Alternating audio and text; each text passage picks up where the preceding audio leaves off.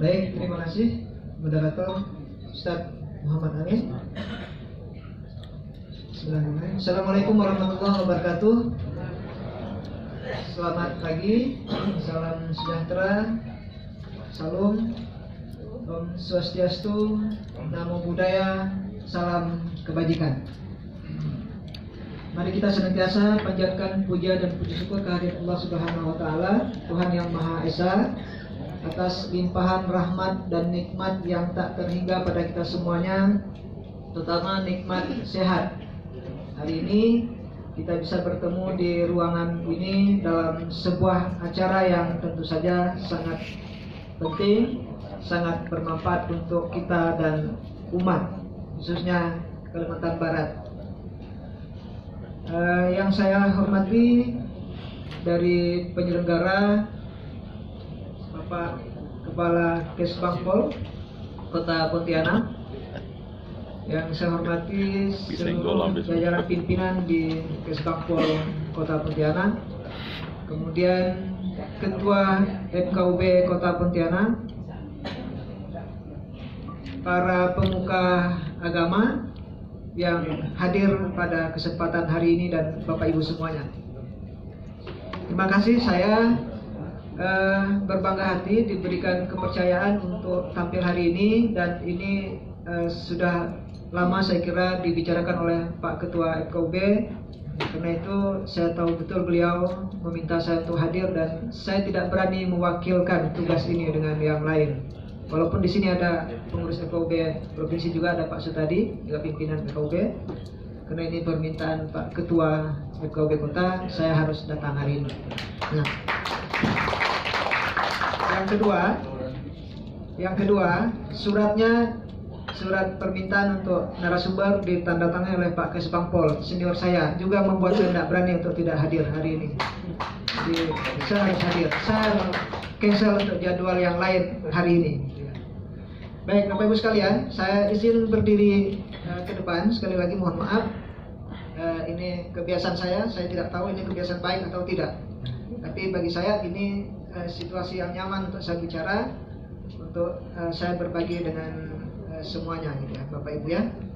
Baik, Pak Amin, boleh ingatkan saya soal waktu ya. Biasanya kalau bicara itu lupa waktunya.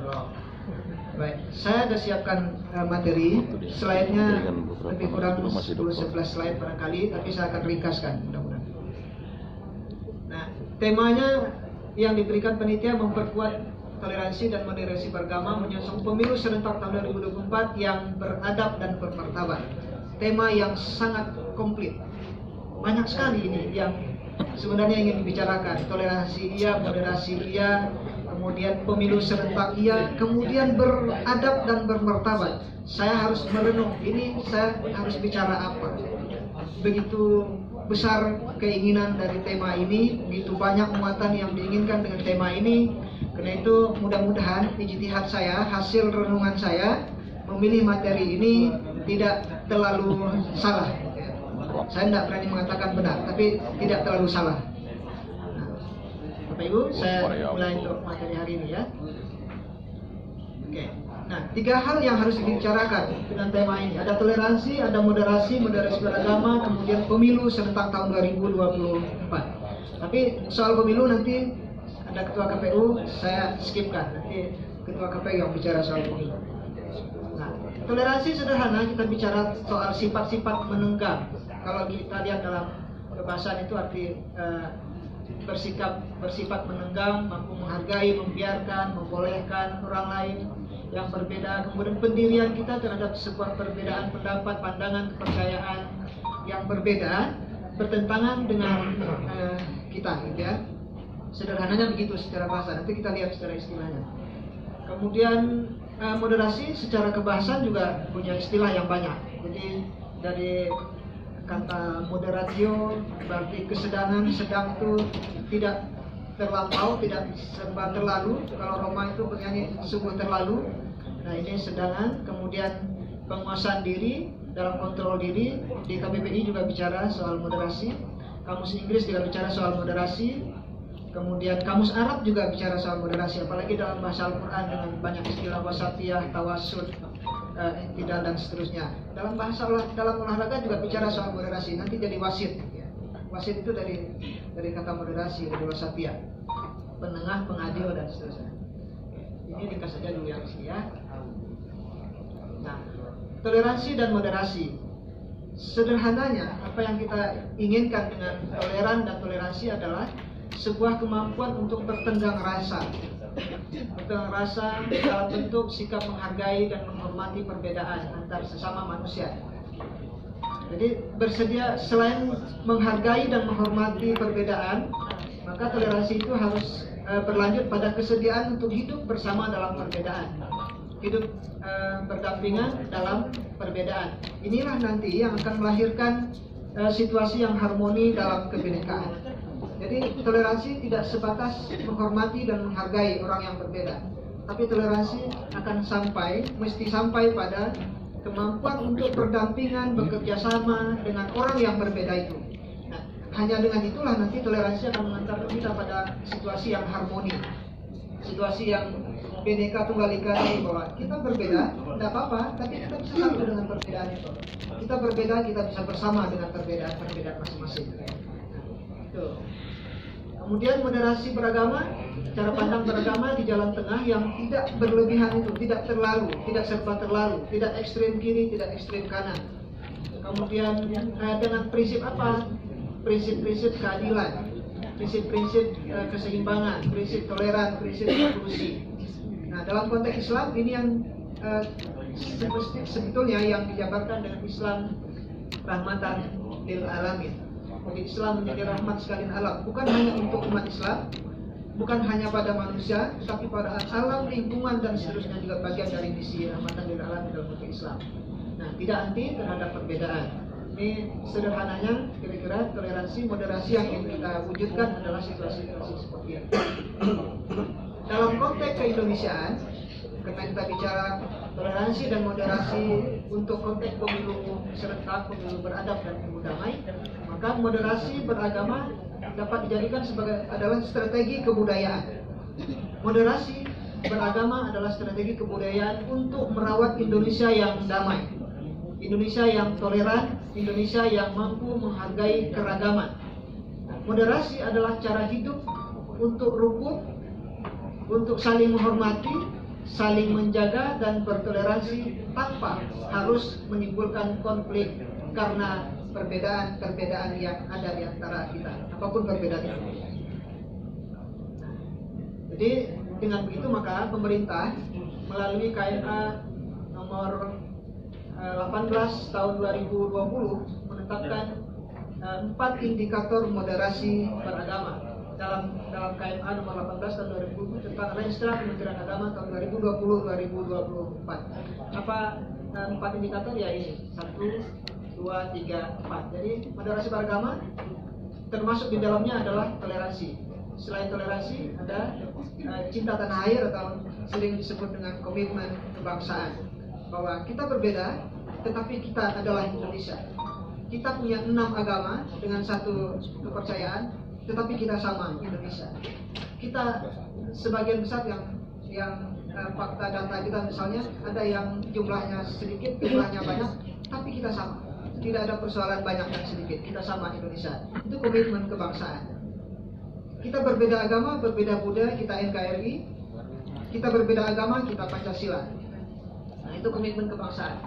Kemudian yang kedua, toleransi, bertoleransi atas semua perbedaan-perbedaan kita yang ada. Jadi konsep toleransi yang tadi itu.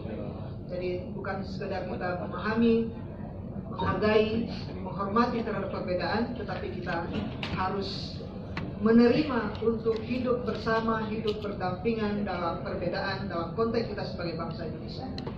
Kemudian indikator yang ketiga adalah anti kekerasan. Perbedaan pasti ada. Konflik itu akan selalu mengiringi setiap perbedaan, apapun jenis konflik. Nah, tapi jangan pernah menyelesaikan persoalan perbedaan, kesalahpahaman itu dengan kekerasan. Selesaikan dengan cara-cara dialogis, cara-cara komunikasi yang baik, dan seterusnya. Ini yang disebut dengan anti kekerasan. Jadi persoalan itu pasti ada. Tidak ada kehidupan ini tanpa persoalan. Jangankan antar agama yang beda, jangankan antar suku yang beda, Ya kan? Antar dalam diri saja kita punya banyak perbedaan. Udah buat Mau ini mau itu. Saya mau jadi caleg atau mau jadi pengurus FKUB, ada perbedaan. Bahannya kan tinggal. Itu juga ada perbedaan konflik dalam diri. Bagaimana menata perbedaan itu, konflik-konflik dalam diri antar kita itu tidak dengan kekerasan tapi dengan cara dialogis dan seterusnya. Nah, ini indikator yang ketiga, kekerasan. Kemudian akomodatif terhadap budaya lokal. Dalam konteks agama misalnya, agama itu tidak turun begitu saja dari langit, tapi agama itu turun untuk menjawab situasi kondisi yang terjadi di tengah masyarakat agama. Nah, karena itu maka agama itu tidak pernah lepas dari konteks kebudayaan lokal. Dalam konteks beragama ada Islam, ada Kristen, ada Katolik, Hindu, Buddha, Konghucu. Maka semua agama itu mesti dilihat sebagai bagian dari respon terhadap budaya bangsa Indonesia. Jadi Islam adalah Islamnya Indonesia. Jangan pernah mengukur Islam itu dengan Timur Tengah. Jangan pernah kita mengatakan bahwa kita baru disebut sebagai Muslim yang baik kalau kita sudah berpenampilan seperti orang Timur Tengah. Nah, tapi Islamnya Indonesia. Nah, inilah yang disebut dengan akomodatif terhadap budaya lokal. Bahwa Islam hadir di sini adalah untuk respon terhadap persoalan kemanusiaan yang ada di Indonesia dengan ukuran sosial budaya yang ada di Indonesia. Akan beda nanti dengan ukuran lingkungan yang ada di sini. Nah, agama lain juga saya kira seperti itu, bahwa semua agama mesti menjadi respon terhadap budaya lokal. Oke. Mengapa penting toleransi dan moderasi beragama dalam konteks kehidupan sosial kita, dalam konteks pemilu dan seterusnya? Nah, karena fakta yang tidak kita status ini bahwa adanya keragaman dan pluralitas kita. Keragaman agama, ada 6 agama, aliran kepercayaan, keragaman suku, keragaman subsuku, keragaman bahasa, daerah, asal daerah, kepulauan, adat istiadat, tradisi dan budaya itu luar biasa keragaman di tengah kita. Karena itu tidak ada pilihan lain terhadap keragaman itu. Kita harus mampu bertoleransi dalam konteks moderasi beragama. Kemudian potensi konflik juga besar. Seperti saya sampaikan tadi, bahwa keragaman itu memang memberi potensi untuk konflik, untuk kita berbeda, untuk kita untuk terjadinya persoalan. Bisa saja keragaman kalau tidak diatur, karena keragaman tidak dikelola dengan baik, maka dia menjadi konflik. Kita sudah punya sejarah konflik etnik misalnya, konflik terkait paham keagamaan, konflik antar budaya dan seterusnya. Karena itu ini harus dikelola dengan baik. Konflik tidak mungkin dihilangkan sepenuhnya, tapi konflik harus dikelola untuk menjadi sesuatu yang positif ya. Kemudian mengapa penting toleransi dan moderasi beragama? Karena perbedaan nilai dan gaya hidup kita. Kita berbeda dalam banyak aspek, maka memberikan perbedaan dalam nilai, perbedaan dalam gaya hidup. Karena setiap kelompok, setiap agama senantiasa punya nilai hidup dan kehidupan yang berbeda. Akan berbeda pula dalam makna dan perilakunya. Nah, ini semua harus dipahami, ini semua harus kita pelajari untuk dipahami, kemudian dihormati, dan terakhir nanti kita bisa bergandengan dengan semua perbedaan-perbedaan itu. Kompetisi hidup, ini lebih lagi, bahwa toleransi dan moderasi menjadi penting karena kompetisi hidup. Ada persaingan-persaingan dalam kehidupan kita, persaingan ekonomi, sumber ekonomi, perebutan lahan, sumber daya alam, pengaruh dan kedudukan sosial, jabatan politik, kekuasaan, apalagi menjelang pemilu 2024. Ini semua menjadi sesuatu yang potensi untuk menjadi persoalan. Karena itu satu-satunya cara kita menghadapi persoalan ini adalah toleransi dan moderasi. Nah, inilah fakta yang kita hadapi hari ini, bahwa kita sedang menghadapi pemilu serentak 2024, pemilu yang kita katakan pemilu yang beradab, pemilu yang bermartabat, baik proses maupun hasilnya. Saya sedikit saja di sini ya, nanti selebihnya Pak Ketua KPU. Jadi pemilu itu sebenarnya yang harus kita pahamkan sebagai tokoh agama, kemudian kita pahamkan pada umat kita masing-masing, bahwa pemilu adalah mekanisme politik untuk penentuan kepemimpinan berbangsa bernegara dalam prinsip politik kedaulatan rakyat ya. Itu saja pemilu. Kemudian sudah jelas pemilu dilaksanakan oleh Badan Khusus Komisi Pemilihan Umum, kemudian dipantau dan diawasi oleh Badan Khusus juga Bawaslu, Panwas. Diselenggarakan sesuai mekanisme yang demokratis dan jurdil. Ada undang-undang pemilu yang juga harus dijadikan panduan, acuan untuk pelaksanaan proses politik ini. Kemudian untuk apa pemilu itu? Untuk kepemimpinan politik bernegara, mulai kepala negara, kepala pemerintahan, presiden, wakil presiden, kepala daerah, gubernur, wali kota, bupati, anggota legislatif, DPRD, DPR RI, DPRD, dan seterusnya. Inilah mekanisme politik kita, mekanisme politik yang dianut kita hari ini. Nah, karena itu termasuk juga soal hak politik semua warga negara, bahwa kita semua punya hak untuk dipilih, kita punya hak untuk memilih, termasuk para tokoh agama di sana. Nah, ini Pak KPU nanti jelas. Yang jelas kita masih 210 hari ini menjelang pemilu itu, dengan 18 partai politik nasional dan 6 partai politik lokal. Tokoh agama, kedudukan dan tanggung jawabnya. Nah, ini saya kira yang penting disampaikan atas nama FKUB dan perspektif FKUB. Tokoh agama, siapa tokoh agama itu? Siapa kita Bapak Ibu? Adalah figur yang memiliki otoritas keagamaan di tengah umat, di tengah masyarakat agama. Tokoh agama adalah orang yang menjadi rujukan dalam persoalan keagamaan dan persoalan permasalahan umat beragama. Itu tokoh agama. Tokoh agama hadir atau adanya tokoh agama atas pengakuan umatnya memiliki kedudukan tinggi, dihormati dan dijadikan rujukan oleh umatnya. Tokoh agama bertanggung jawab dalam memberikan bimbingan dan pembinaan keagamaan bagi umatnya. Tokoh agama bertanggung jawab dalam mengawal dan menjaga umatnya dari berbagai pengaruh dan potensi yang merusak pemahaman dan praktek keagamaan umatnya.